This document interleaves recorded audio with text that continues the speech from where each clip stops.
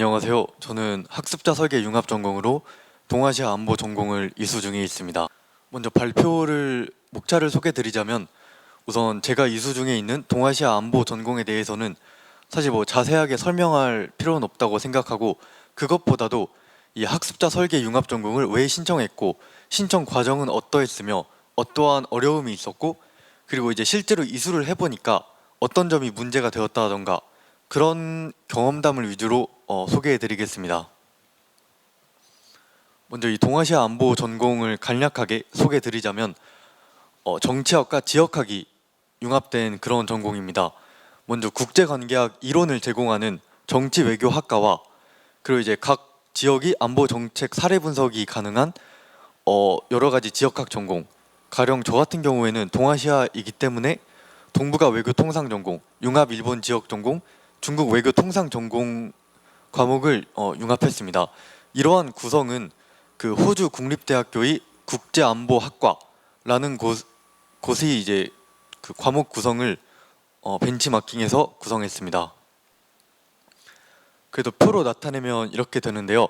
정치외교학과 과목이 제일 많고 이게 이제 21학점으로 반영이 되어 있어서, 만약에 제가 이 동아시아 안보 전공을 예기치 못한 사정으로 이수하지 못하게 될 경우에는 이걸 부전공으로 내려서, 그러니까 정치 외교 학과 부전공이 가능하도록 그러한 약간 보험을 들어놨고요.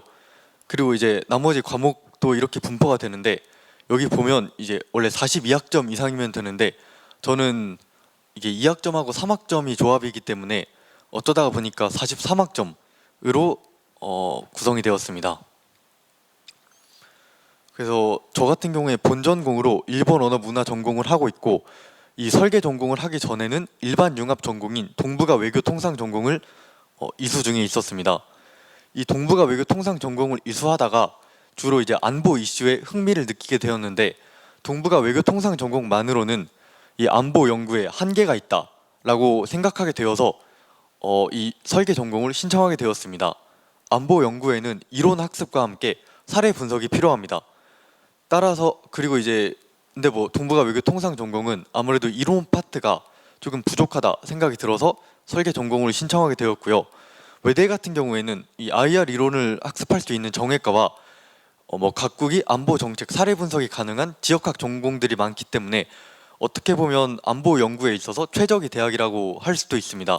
하지만 문제는 각각의 전공에 흩어져 있기 때문에 가학문적인 접근이 어느 정도 힘들 수 있다라고 판단이 되어서 그 동아시아 국제 안보를 공부하기 위해서는 학습자 설계 전공이 필요하다라고 판단하게 되었습니다. 저는 이 전공을 통해서 추후의 진로로 이제 국제관계학 대학원에 진학하고자 하는 생각에 있습니다.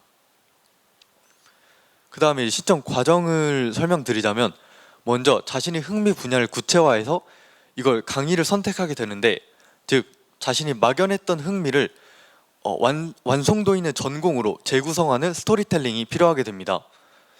또 이때 이제 강의 이수 계획을 짜는데, 이때는 어떻게 기존 전공들과 차별화가 되는지 이거를 아무래도 중점적으로 보게 되고요. 그 다음에 이제 멘토 교수와 해당 학부 교수님들과 상담하고 이제 허가를 받게 됩니다. 그 다음에 이제 학사 종합 지원센터에 제출을 하게 되는데요.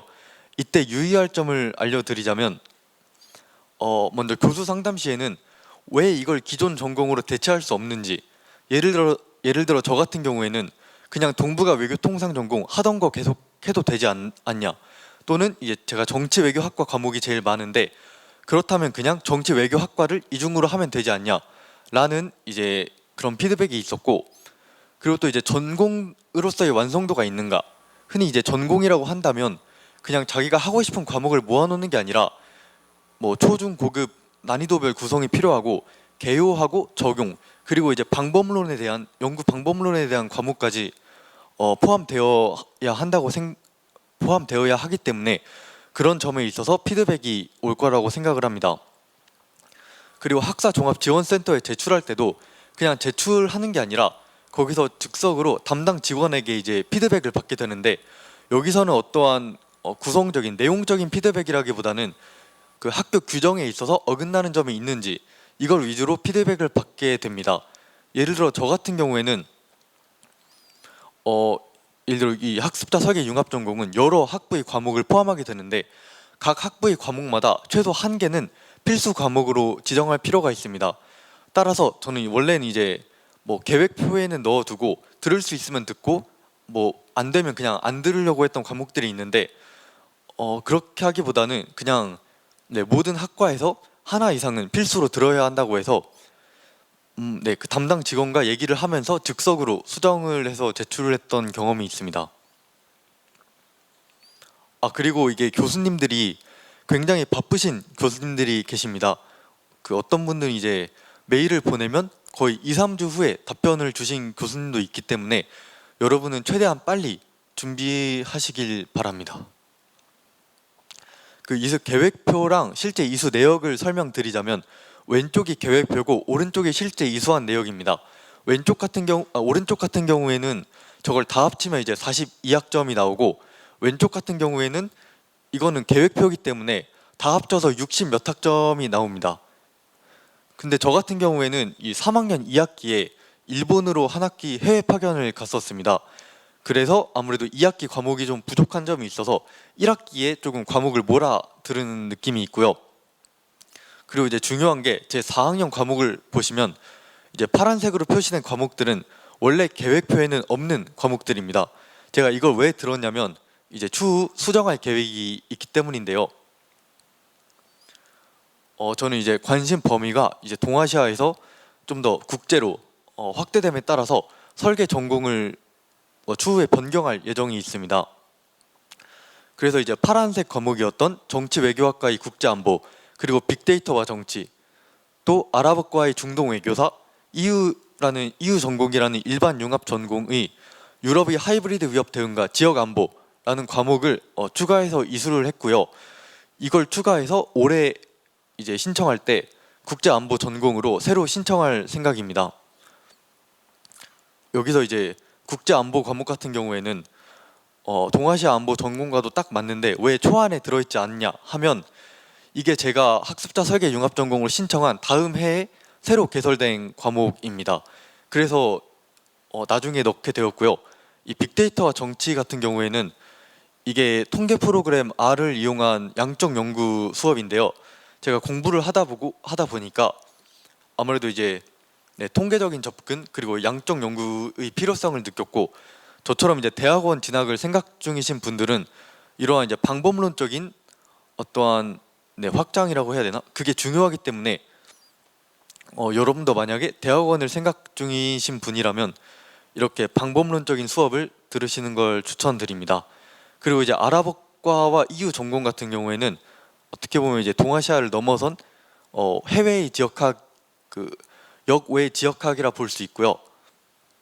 네, 그리고 저처럼 이렇게 일부 과목을 수정하는 게 아니라 전체 과목을 전체적인 전공을 어떻게 보면 바꾸려고 할 때는 아예 새로 신청하는 게 필요하기 때문에 유의하셨으면 좋겠습니다. 네, 마지막으로 이수 과정에서 느꼈던 유의점에 대해 설명을 드릴 건데 먼저 국제 교류 프로그램을 고려하여서 계획을 하는 것이 필요합니다. 저 같은 경우처럼 한 학기나 또는 이제 어떤 분은 1년을 이제 해외 파견을 다녀오시기 때문에 그 기간 동안에 이중 전공 수업을 들을 수 없을 수도 있습니다. 따라서 이거를 미리 고려해서 과목 분포를 짜시는 게 좋고요. 그리고 또 이제 아까 말씀드렸다시피 여러 학부를 융합을 하는데 한 학부당 한 개 이상은 이제 필수 과목으로 지정을 해야 합니다.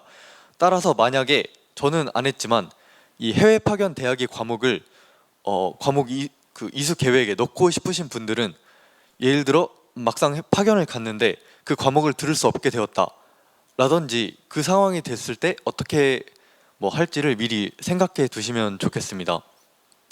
그리고 이제 과목 변동이 있는데요.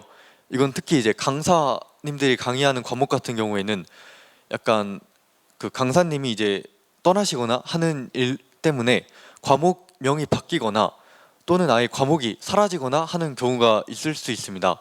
저 같은 경우에는 운이 좋게도 그런 일은 없었는데 네, 이 점도 주의하셨으면 좋겠습니다.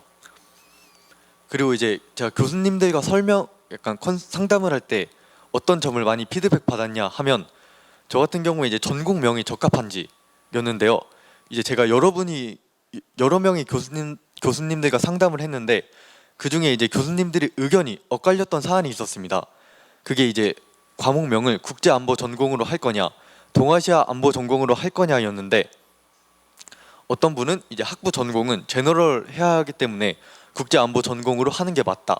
다른 분은 뭐 결국 동아시아 과목이 많기 때문에 동아시아 안보 전공으로 넣는 게 맞다라는 의견이 갈려서 저는 여러 가지 고민과 조율 후에 결국 동아시아 안보 전공으로 결정을 했었습니다. 물론 설명드렸다시피 올해 여러 가지 새로운 과목을 추가해서 국제안보 전공으로 재신청하고자 하는 계획에 있습니다.